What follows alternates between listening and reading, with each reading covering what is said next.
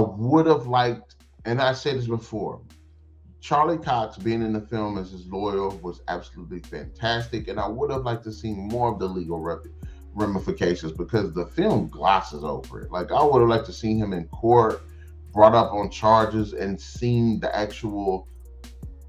play of the DA trying to get this boy locked up, as well as his aunt and stuff like that, and seeing Charlie Cox do his thing.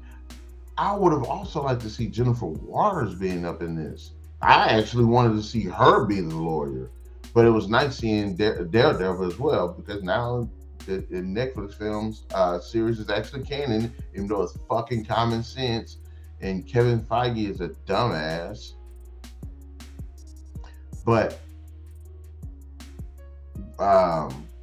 like I wanted to see more of that. I would have liked that to have been the movie rather than this bullshit ass multiverse. Now, if they credit the multiverse at the end of the film, I would have been okay. I would have been okay with it because then that could have still led into the Doctor Strange too.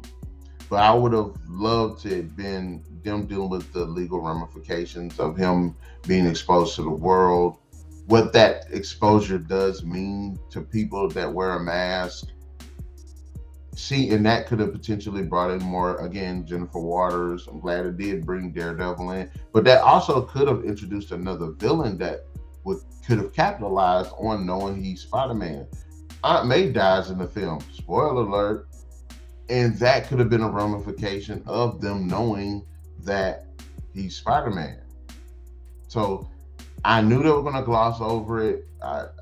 It's like they got back into a corner, and then the whole thing where, Doctor Strange does this spell, even though him agreeing to doing the spell was actually pretty fucking stupid, and it does make Doctor Strange out to be just very fucking irresponsible. But like I wanted that. That's really what I wanted. And like I said, the whole beginning of them dealing with it, okay, but I knew they were just going to gloss over it. I knew it was going to be a fart in the wind. They just weren't going to freaking focus on it because that would have been some actually really good writing. How do you get out of this? So, and honestly, and kind of the whole motivation with his friends and stuff kind of bothered me as well because I like that the film does focus on their friendship, and the friendship is one of the biggest motivating factors of his character in this film. But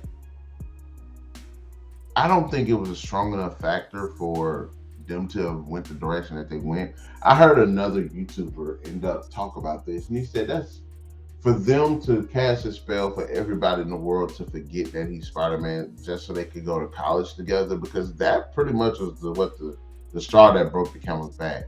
That was really the biggest motivating factor because they wanted to, go to college together. And I'm like, I get it from like a kid's perspective, a teenager's perspective, that would be extremely important.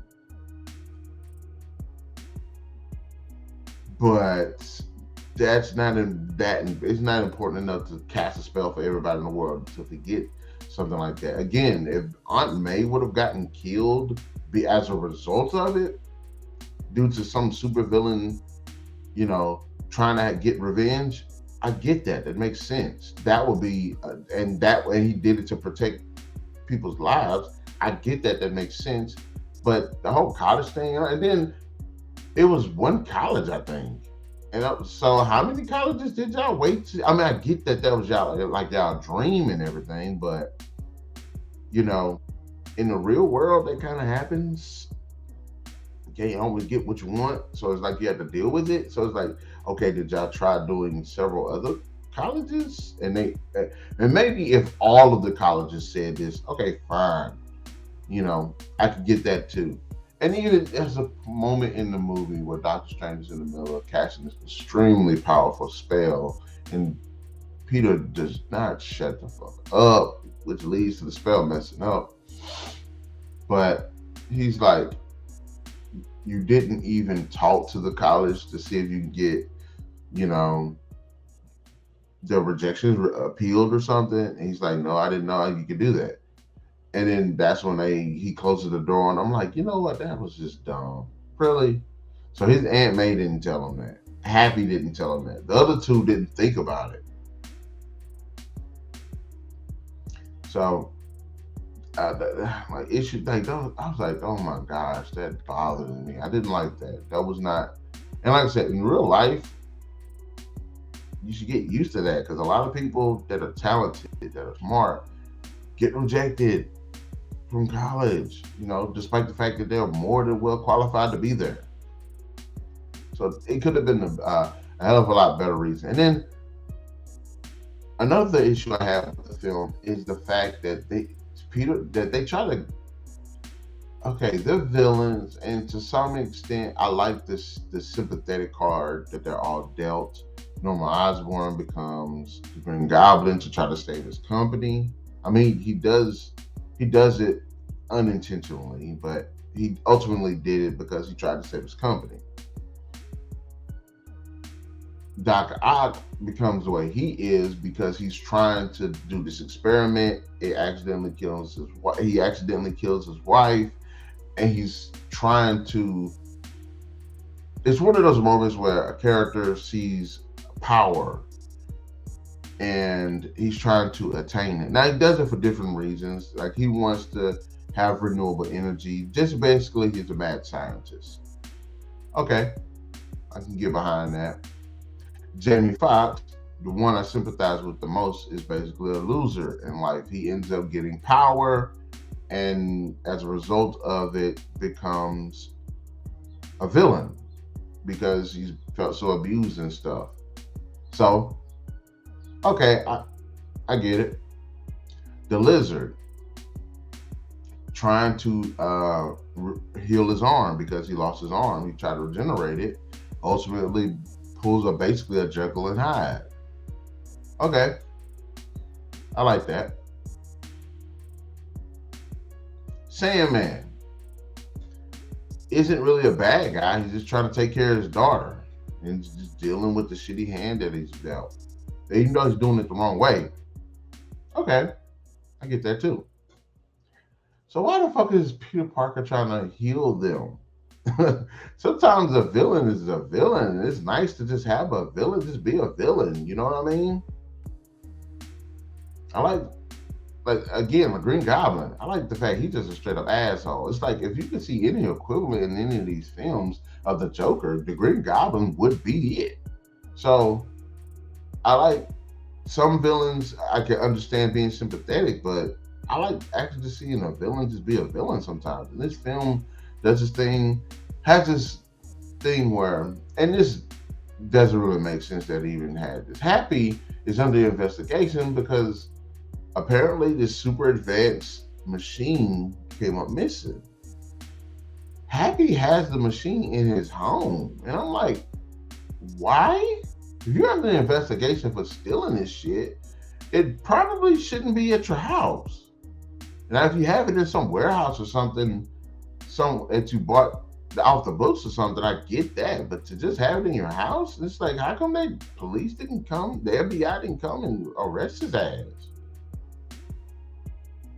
Well, anyways, this is the part I didn't like because Peter Parker takes the time out to try to fix these guys. Now, I do like story-wise and character-wise, it feeds into their character development. All of these villains basically become good guys again, or at least normal. But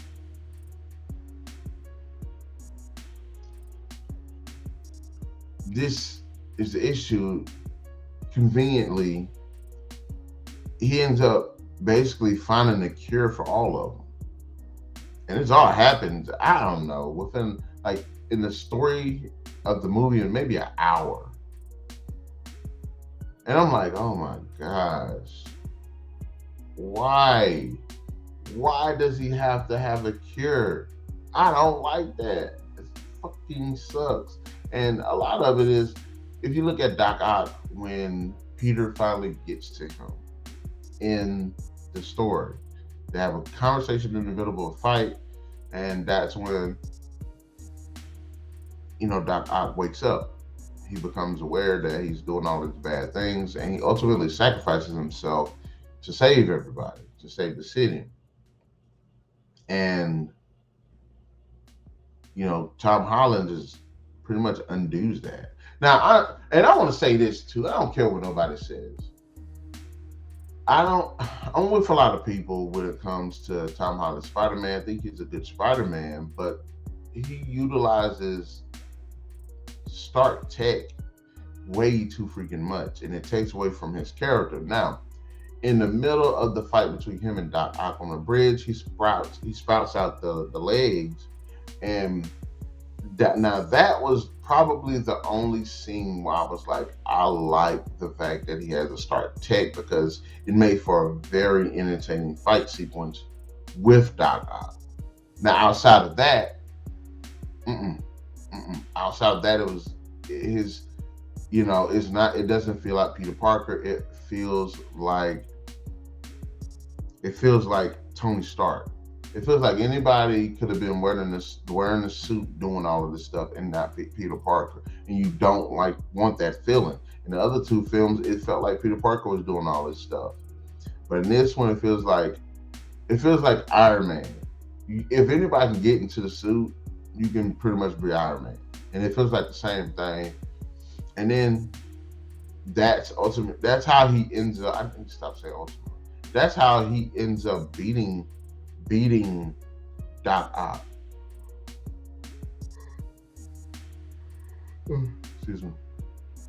It's pretty much because of the Stark tech, and I'm like, and it's so silly how he does it. It pissed me off. I actually did not like that. I would have liked it. I thought in the trailer you see Doc Ock tear a piece of Peter's outfit off, the nanite, part of his costume off, and the nanite fused with his arms. I'm like, okay, cool. Now we get a souped up Doc Ock. Awesome. You get Doc Ock's technology mixed with that of Tony Stark, that's going to be freaking awesome. He's going to be just a badass. And that doesn't happen. Peter ends up hacking the nanites to take control of Doc Ock's suit. And I'm like, and then he actually utilizes that to restrain Doc Ock. And I'm like, are you freaking kidding me? That's so stupid. That's so lazy. And I'm like, okay, I would have been more glad to see him utilize his tentacles to absorb the nanites from Peter's suit, souping up his own tentacles, and then Peter has to deal with no costume, but him having to deal with the souped up Doc Ock without Stark tech. So basically, him having the suit backfired, and now Doc Ock has the power to use the suit. Absorbs the nanites into his arms and stuff. So Peter has to deal with him like his regular Spider-Man suit, which he dons at the end of the movie. And I'm like, wow, they did that to Doc Ock. Again, the whole bridge sequence is just freaking awesome. One of the best sequences in Spider-Man cinema. It's awesome.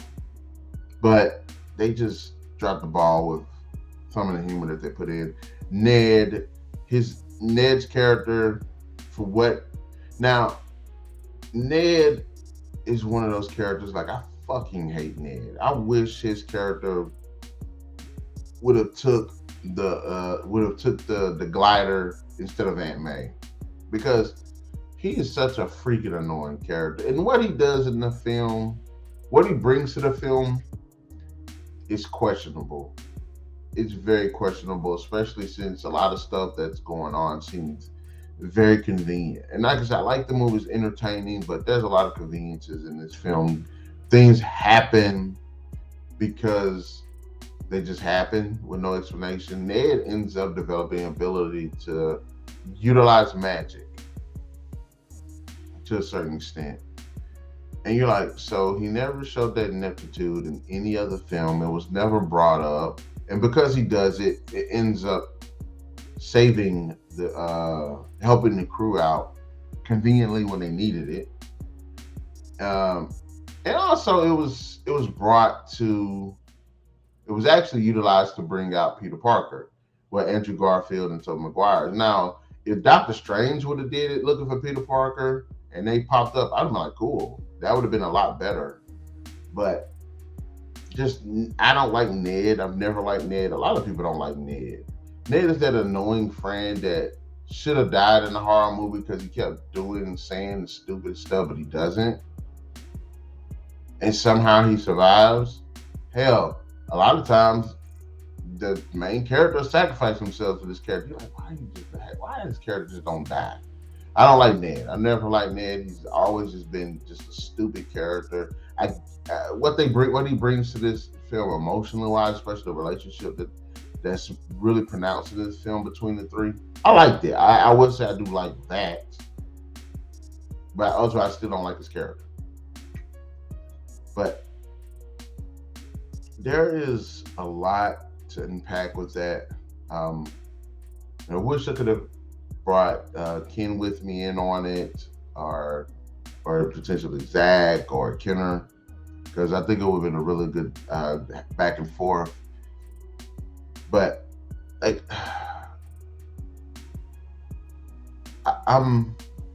there's still so much to delve into.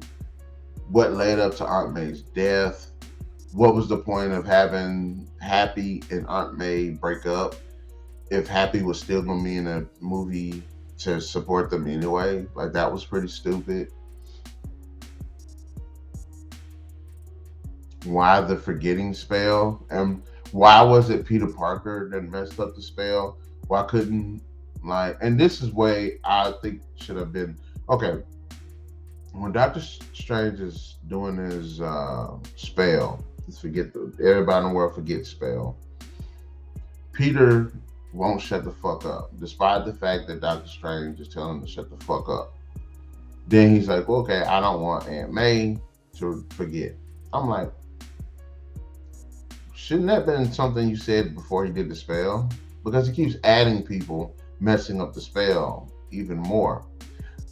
And I'm like, why does Peter Parker do that? Why wasn't it? Why? Because it shows you Peter Parker is a fucking idiot, and it shows Doctor Strange is a fucking idiot. Wouldn't it make more sense for, okay, everybody knows Peter Parker's Spider-Man. One villain follows Peter Parker to the Sanctum Sanctorum, gets the drop on them in the middle of the spell, and that what messes up the spell. You could have introduced the new villain, and you could have made a more capable way of the spell being a more probable way of the spell messing up.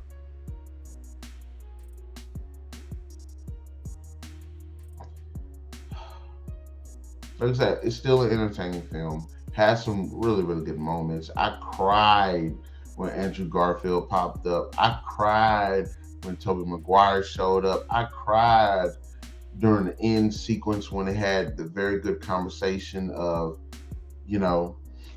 everybody, Tobey Maguire watching Uncle Ben die, Andrew Garfield watching Gwen Stacy die, as they're trying to console Tom Holland because Aunt May died.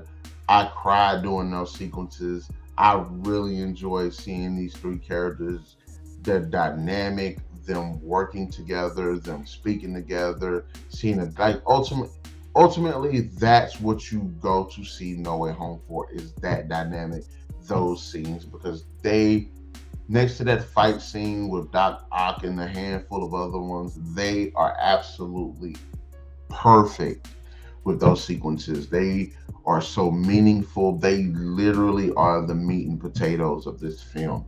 All that speculation, all that denying, all that lying, it was worth it. It was worth it. That's one of those moments that I've seen happen where it makes comic book history. Just like the moment when the Avengers first got together, great. Endgame, the moment where you see all of the heroes as an army fighting all of Thanos' forces. The moment in Justice League, the Snyder Cut, when you finally see the Justice League standing together. The moment when Wonder Woman showed up in the fight, and you had this moment where Batman, Superman, Wonder Woman together. So like there are a lot of really, really great moments like that, and having these characters interact with each other was just one of them. Just fantastic. But like I said, there's a lot that they could have done better. Again, if this is the multiverse, and I would have argued to make the movie better, they should have taken out. If we're gonna go by franchise wise, they could have kept Sandman. No, not Sandman.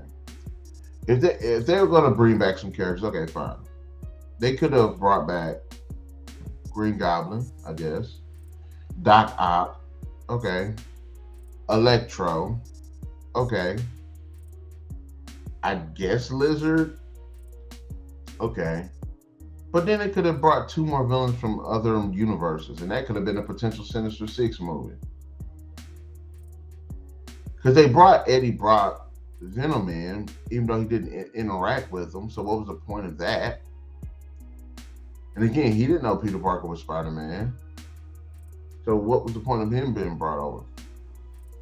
But introduce two new villains from other universes. That would have been cool. I would have liked for them to brought Gwen Stacy's, the Gwen Spider-Gwen. I would have liked to have brought her character in.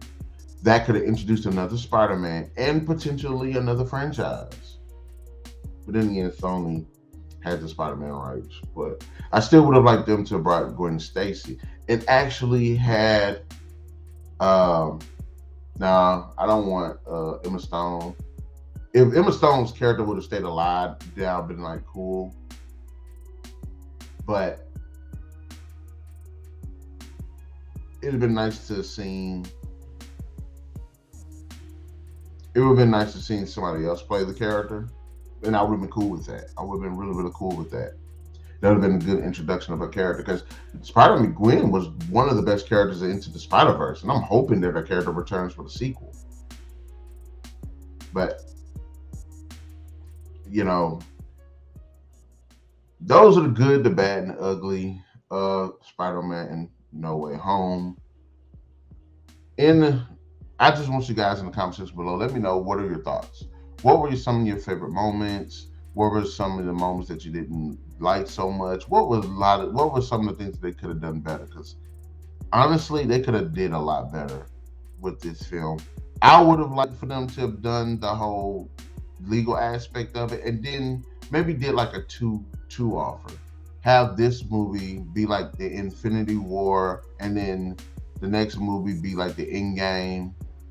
Or have this movie introduce the villains and Spider-Man having to deal with them, and then the next movie have the three Spider-Man teaming up to deal with these villains while Doctor Strange just deal with the multiverse and everything. Like, I think if this movie was 4 hours and they split it 2 and 2, like I said, the first half them deal with the legal ramifications and the villains being brought up while him meeting the Spider-Man being introduced at the end of the film, and then the next film being them together dealing with the villains and trying to stop the multiverse and all of that, whatever, from happening. I think that would have been a better way to, one, establish other villains, and two, giving us a lot more screen time. It's potentially introducing another Spider-Man character, which I would say Spider-Gwen, and I'm quite sure a lot of people would agree with me as well, having her there. But then again, she's not dead, and I guess she would know Peter Parker is Spider-Man. If in her universe Peter Parker was ever Spider-Man, she might be the only Spider-Man in that universe. I don't know. But Yes, in the comment section below, give me your thoughts about the video. Did you like No Way Home? Did you not like No Way Home? Things that you did like, things that you didn't like, things that could have been better. And do you think that they should continue on with another potential crossover with the three Spider-Man? Because I thought Tom Holland was only going to do 3 films, but just the MCU, so they're going to drag him as long as that they can with his character because he's so popular. He is a good Spider-Man. If they stop with Tony Stark stuff so much, look, I like Tony Stark, but the man's dead. Leave him dead. Leave him dead. But be sure to hit that like, share, subscribe, and the notification button to get the best of what we got going on. And we'll definitely see you guys next weekend.